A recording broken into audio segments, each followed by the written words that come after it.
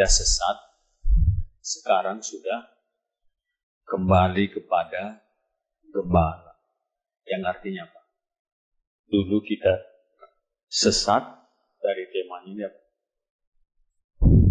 Kita mungkin apa? Membuat teladan kita adalah yang lain. Tapi yang percaya itu teladannya adalah Kristus. Jadi bukan yang lain teladan kita ya. Tapi teladan kita hidup adalah Kristus. Jadi inilah teladan yang benar-benar teladan. Jadi siapa yang kembali kepada Kristus, jadikanlah Kristus itu sebagai teladan. Iya, jadi kita hidup menteladankan Kristus. Bagaimana teladannya? Dia bilang tadi, hai hamba-hamba, tunduklah penuh ketakutan kepada Tuhan. Bukan saja yang baik dan peramah, tetapi yang bengis. Seperti Kristus. Jadi kalau dia tunduk dengan penuh ketakutan. Jadi kalau ketakutan itu artinya apa yang ditakutkan? Tunduklah kepada dia dengan penuh ketakutan. Seperti siapa? Seperti Kristus. Ya, jadi Kristus itu karena dia telah diserahkan Bapa untuk disalibkan dan betapa bengisnya diperlakukan kepada dia. Tapi dia penuh dengan ketakutan. Apa yang ditakutkan Kristus terhadap hamba yang bengis itu? Apa yang ditakutkannya? Dia takut kepada orang bengis itu? Bukan. Jadi kepada siapa dia takut? Apa artinya kalau takut kepada Allah? Satu yang dia jaga ya. Sekalipun mereka bengis kepada dia, Yesus penuh dengan ketakutan, jangan sampai dia jatuh ke dalam dosa. Itulah yang perlu diteladan. Jadi siapapun Tuhan kita, bengis atau yang baik, tunduklah kepada dia dengan penuh ketakutan kepada Allah, seperti Kristus penuh dengan ketakutan sampai-sampai Kristus tidak jatuh sedikit pun ke dalam dosa. Kalau tadi dibuat bagus sekali nih ayat 22. Inilah Kristus. Ya. Ia tidak berbuat dosa. Tidak ada tipu di dalam mulutnya. Tetapi dicaci maki. Itulah teladan Kristus ya. Dia katakan nggak ada dosa, tidak ada dia berbuat dosa. Tidak ada tipu di dalam mulutnya. Tetapi ketika dia dicaci maki, nggak ada sedikit pun dosa di dalam dia. Dia dicaci maki. Ya, waktu di kayu salib itu dia penuh dengan caci maki. Padahal dia tidak ada dosa di dalam dia. Dicaci maki ketika ia menderita. Tetapi sekalipun dia tidak berdosa dicaci maki, ia tidak mengancam. Kan bisa diancam ya. Awas kau nanti kalau aku bangkit kembali ya. Wah. Gimana? Iya. Nggak ada. Padahal dia niaya sedemikian rupa. Tidak ada dosa, tidak ada tipu di dalam dia. Dicaci sedemikian rupa. Tapi dia tidak ada satu ancaman pun keluar dari mulutnya atau dari dalam hati. Itulah teladan. Ya. Jadi kalau bengis dia nanti apa? Penuhlah ketakutan kepada Tuhan. Teladanilah Kristus. Tidak ada dosa, tidak ada tipu. Dicaci dengan berat. Tidak ada ancaman keluar dari Kristus. Malahan dia menyerahkannya kepada dia. Ya, waktu mereka mengancam dia, tidak ada tipu kepada dia. Dia menyerahkan semuanya, ancaman atau hinaan mereka itu kepada Kristus. Ya, Kristus tidak mau mengancam sedikit pun. Biarlah Allah bertindak terhadap orang itu. Atau kita bilang apa? Janganlah Allah bertindak, biar saya saja yang bertindak gitu. Dia tidak bertindak, itulah Kristus sebagai teladan. Tak pernah dia bertindak. Tetapi ketika dia dicaci maki, dia serahkan kepada Kristus. Biarlah Allah yang hakimi orang. Kristus tidak mau menghakiminya. Ketika dicaci maki, tidak mau diancamnya, tidak mau dihakiminya, tapi dia serahkan penghakiman itu kepada Allah. Itulah teladan kita. Terus apa lagi? Malahan teladan kita apa? Ia sendiri memikul dosa kita. Apa dosanya? Misalnya lah ini kan di obrak-abriknya meja ini kan, ini dosanya. Biarlah kita memikul. Kita kumpulkan lagi uang. Kita buat lagi mejanya. Seperti orang yang berdosa, kita yang Kristus yang memikulnya. Atau sebaliknya.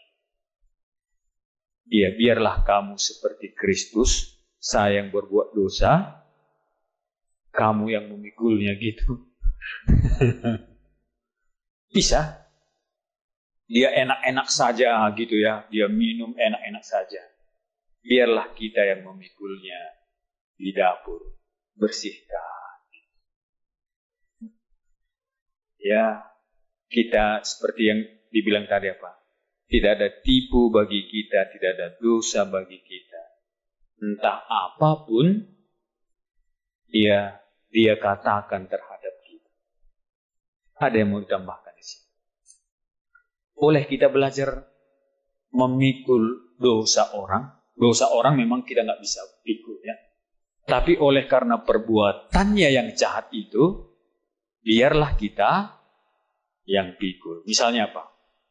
Dia buang sampah sembarang.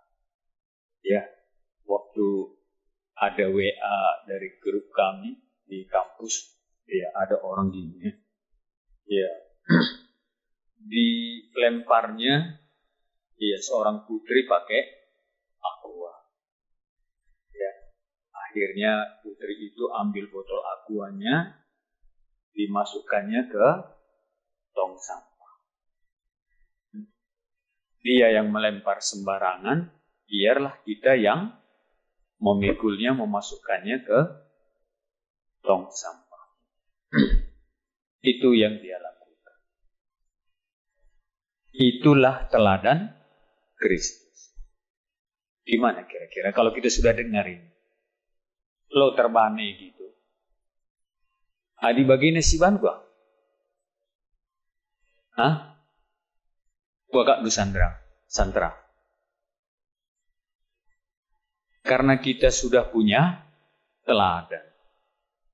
Kita belajar, dia yang sembarangan. Biarlah kita yang memikulnya seperti Kristus. Kalau dia menghina kita, biarlah kita seperti Kristus. Jangan kasih ancaman. Biarlah Allah yang adil. Sedap naring kapna di bagian. Ya, kalau sedap siakap Kristus pun bersyukur ya. Kita yang berdosa, dia yang memikulnya. Ya. Dia memikulnya dalam tubuhnya supaya di kayu salib, supaya kita yang telah mati terhadap dosa hidup untuk kebenaran. Oleh bilur-bilurnya kamu sembuh. Bilur-bilur itu apa? Luka-luka ya? Itu bilur ya? Pikir seperti bilur ayam. Ada. Katanya, bukan. Hah? Air liur. Itu air liur ya. Sorry. Saya ini sudah nggak anak sekolah, jadi nggak ngerti saya. Iya. Dia yang berbuat dosa, biarlah kita yang luka. Kan gitu ya. Yesus begitu ya. Kita yang berbuat dosa, dia yang terluka. Tapi dia rela terluka. Kita yang berbuat dosa. Atau kita tidak peduli orang terluka. Ya, dia yang berdosa, Kristus yang terluka. Ya. Orang itu jadi sembuh. Harusnya memang dia ya, tapi Kristus yang terluka supaya mereka menjadi sembuh. Karena orang yang seperti itu, misalnya lempar sembarangan atau apa semua, dia tidak pernah mau misalnya cuci piring, itu berarti apa? Dia itu berarti apa? Sedang sakit. Kalau dia nggak sakit, waras dia, nggak mau dia orang yang cuci piring misalnya, dia saja terus yang buat piring kotor, itu sakit itu. Berarti kerjanya ngapain? Motori saja kan? Orang sakit kan motori saja kan? Apa? Ada dibuat apa namanya itu motor itu?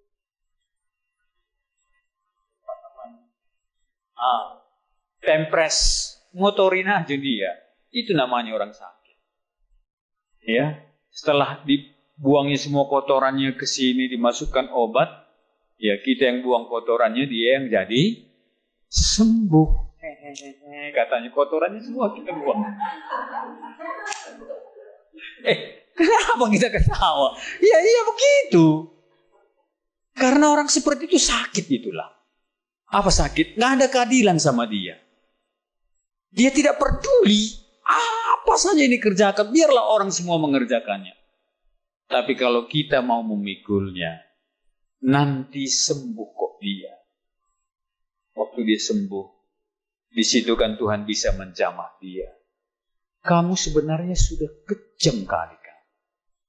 Sudah 15 tahun kamu pemuda. Berapa gelas yang sudah kamu kotori? Wah, Tuhan serahkan sama dia kan? Kenapa? 15 tahun berapa gelas dia kotorin coba? Iya, akhirnya dia sembuhkan.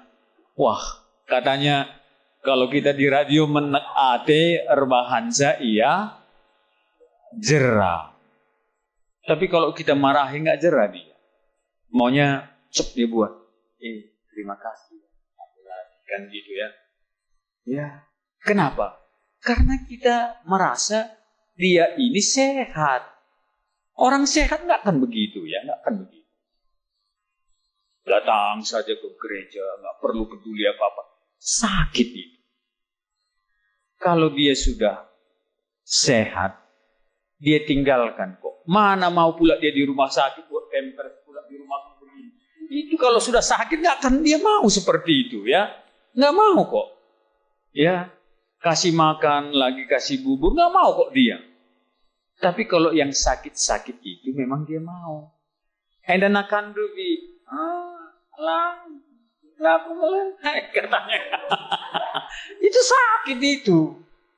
Tapi kalau dia sudah sembuh, dia akan datang. Kan gak mau kalian. Mau kok keke.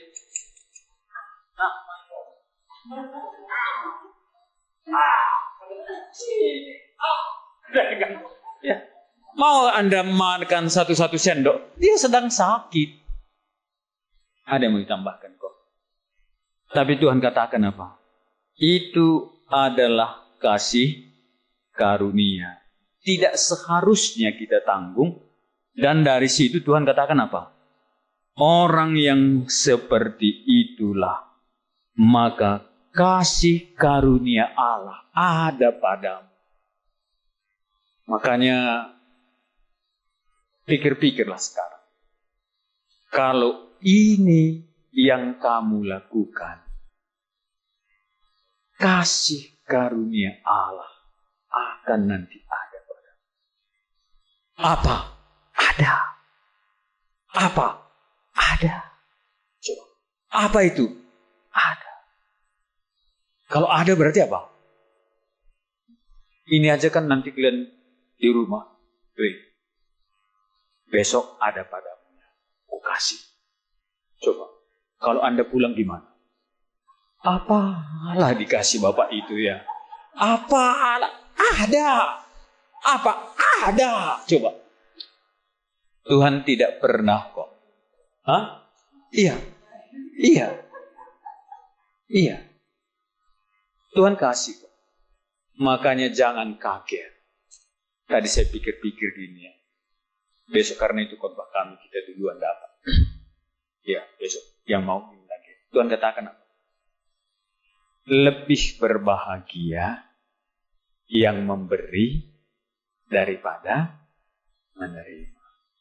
Berarti yang menerima itu berbahagia. Yang memberi bahagianya lebih.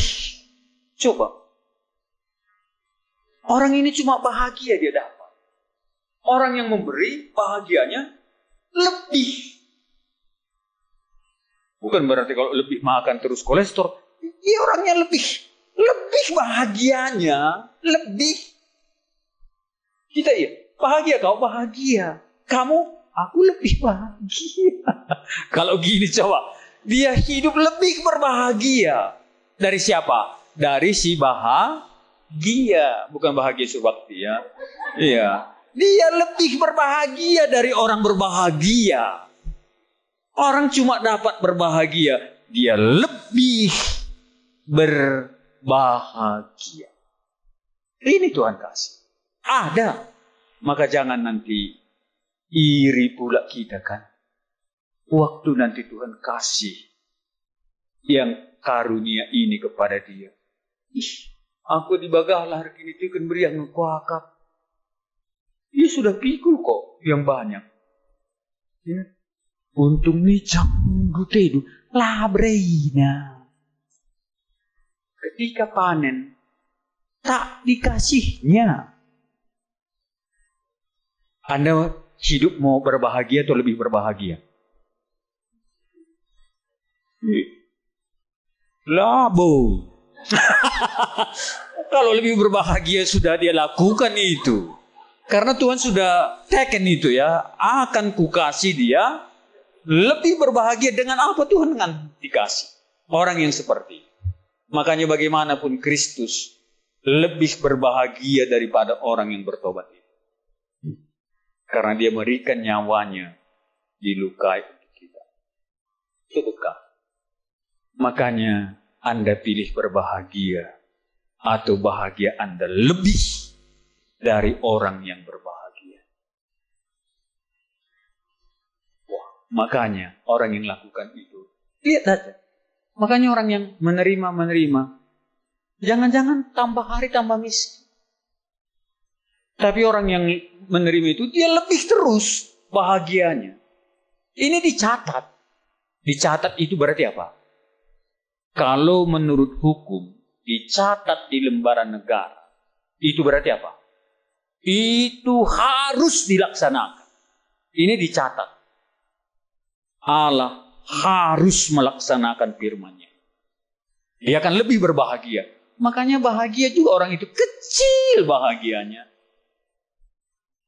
Tapi orang yang memberi lebih bahagianya dari berbahagia. Iya, ada teladan kita ya.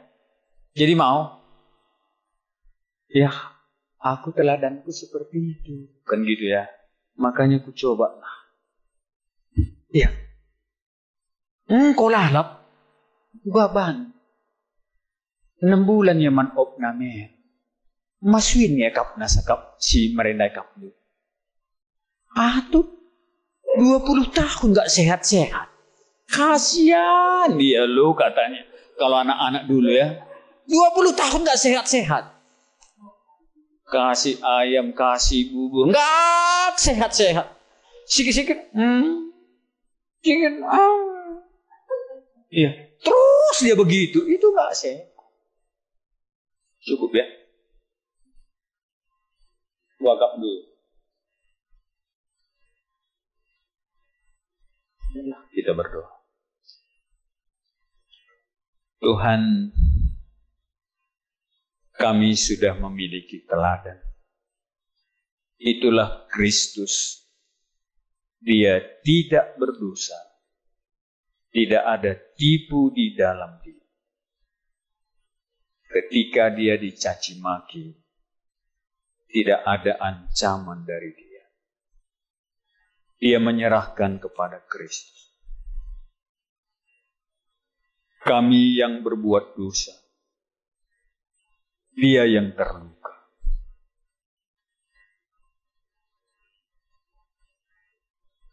Itulah yang dia lakukan. Sekalipun terhadap yang bengis, dia penuh ketakutan, menjaga dirinya untuk tidak jatuh ke dalam dosa. Itulah kasih karunia bagi orang yang melakukan itu. Tuhan, kami rindu kasih karunia itu. Ajarlah kami hormat kepada yang bengis juga. Kami belajar penuh ketakutan untuk tidak berbuat dosa. Berikan hati kami, Tuhan, tidak menolak firman-Mu ini. Beri hati kami tidak mengabaikan firman-Mu ini. Karena apa yang Engkau tuliskan tidak pernah Engkau tidak menggenapi. Supaya kami mendapatkan kasih karunia yang melimpah di hadapan-Mu pada zaman yang akan datang. Berkemurahanlah terhadap kami, Tuhan, pada waktu kami muda, supaya kami akan menuai hari esok yang melimpah seperti Engkau terima kemuliaan setelah Engkau disalibkan. Terima kasih Tuhan, sertailah kami. Berilah hati kami haus dan jangan kami lupakan firman-Mu ini. Materaikanlah untuk menjadi jadikan Engkau teladan kami. Di dalam nama Tuhan Yesus. Amin.